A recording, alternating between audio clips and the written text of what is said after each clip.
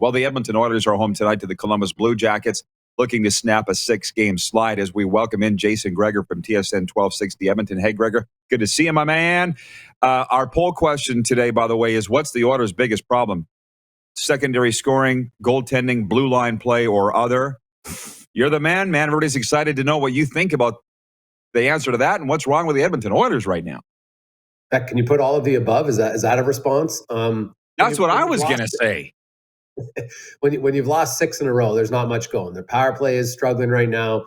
The funny thing is, their last 4 games, they've actually, for long stretches, played pretty well against some good teams. They can't score, and they can't get the first goal, and they're not good enough to play from behind, it seems, this year anyway. And then they'll play long stretches, and then they just give up a really good chance, and boom, it's in their back of their net, and that's kind of plagued them. But the big thing, Rod, is, and I think it's probably not talked about enough. So last year, when Mike Smith returned, from February 8th till the end of the season, the Oilers were 5th in goals against in the entire National Hockey League. He started 30 of 43 games. Koskinen started 13. And Mike Smith has started 3 games. He's finished 2 this season. Now, they did win all 3 games. They miss Mike Smith. There's no question about it. His puck handling abilities, I think they miss his emotion. But more so than anything, they miss his ability to make saves. He was very good last year, and he was very good until he got injured this season. People, I think, focus on his age like, well, that guaranteed he'd get hurt. Look at Tom Brady. There's lots of other athletes that are playing into their 40s and playing very well. It's unfortunate that Smith got hurt. He's getting close to coming back. But I think when he returns, that'll be a huge boost. So you're saying basically, that you spent a lot of time there talking about goaltending. I'm just calling up the standings here right now. And the Oilers 4th are still holding on to a playoff spot for now. But what about that secondary scoring thing? Colton Seaver is the only one that scored against the Leafs the other night. You can't rely on the big 2 every night. I mean, I get there's plenty of blame to go around, basically, Jason, is what you're saying. Yeah, well, obviously the bottom 6 scoring hasn't been very good at all. Let's call a spade here. They got way too many guys underperforming. But then, you throw in Kyler Yamamoto, you throw in Ryan Nugent-Hopkins, his 5-on-5 scoring is just simply not. When you're playing with the league's top scorers, you got to produce more. Like, hey, I get the bottom 6 guys. There's no question they have to produce more, and they got to limit more. They're getting crushed. But when you look at Yamamoto in basically the last 70 games, he's been beside Leon Draisaitl or McDavid, sometimes both, and he's got 9 goals 5-on-5. It's not 9 goals total. It's not good enough.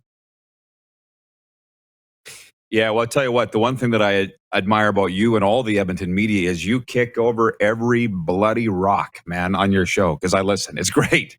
And I just think at the 9-1 start, the best in franchise history, what were they doing back then? Clearly they were healthy. They were scoring. Which team is the Edmonton Oilers? That or this or somewhere in between? I'd say neither. I think they're right in the middle. Obviously, they weren't that dominant. Their power play and their penalty kill was unreal early on. They were getting some big time scoring from teams that had a lot of confidence early. Then injuries did hit, but hey, injuries hit every team. But when you lose 3 of your top 4 defensemen, and 3 of them were out at one time, in Keith and Nurse and Ceci, that's obviously going to impact your team, no question. Now they're all back. So that excuse goes out the window. And they were all back against Toronto, and they still allowed 5 goals. So the whole team's got to be better. Right now, Rod, I used a joke on my show about, the Oilers right now, if they had $500, they couldn't score in a brothel. They are struggling mightily offensively. Well, and Columbus is in there tonight, a better team than I thought that they would be. How big is tonight's game, man? What's the buzz in the City of Champions about tonight's game? Yeah, it's a big game. Hey, you know what?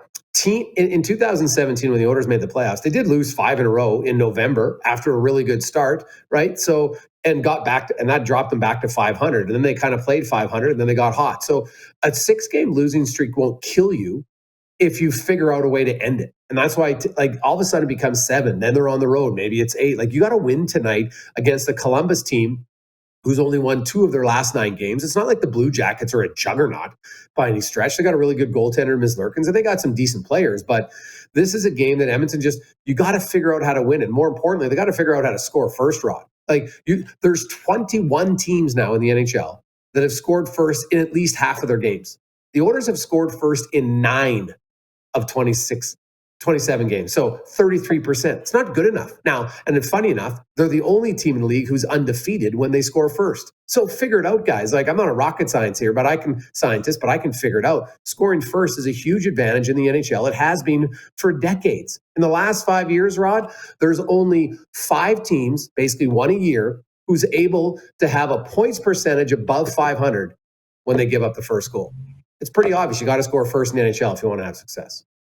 Yeah, well, to dig deeper into that, if you don't mind, and ours is a hockey-loving audience, I think they know the game as well as you and I. Like, what is that a sign of? To me, it's a sign that they're not ready to go, which to me is, you would point to coaching. But I've said for years, the top 3 coaches in the NHL to me were Mike Babcock, Joel Quenneville, and Dave Tippett. Only one remains, Dave Tippett. So I think you have the best coach in the NHL. I do. So how do you not be ready to go if you're the Edmonton Oilers?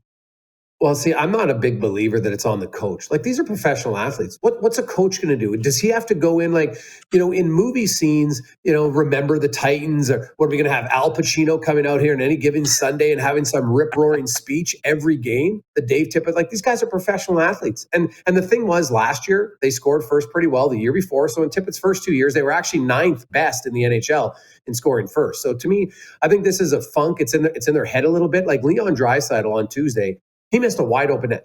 Not a little bit, but it was wide open. Campbell wasn't even close. And the league's leading scorer missed it. Now, if he scores there, I think that game could go very different because it would just relax their team. So I think that, like, if I'm Columbus tonight, man, I'm doing everything I can to score first, because a team that's lost 6 in a row, Rod, you've covered sports long enough, it gets in your head. And now they're thinking about, oh my God, here we go again. So I think if the Oilers can score first, they're going to be able to exhale a little bit and probably play better. And it forces other teams to have to open up a bit. And when you open up against the Oilers, that's when McDavid and Draisaitl will kill you. Big game tonight. Wonderful visit and update, Gregor. Thank you so much. Merry Christmas, my friend, and we can do it again soon. Hey, Rod, Merry Christmas. And by the way, happy birthday. Thank you, pal. That? I appreciate it. Jason Gregor joining us from the city of Champions. Hey, everybody. Thanks for watching the RP Show on YouTube. And don't forget, we're live daily on YouTube from noon to 2 Eastern. If you like what you see, hit subscribe. And if you like the program, check around for other segments of the Rod Pedersen Show here on YouTube.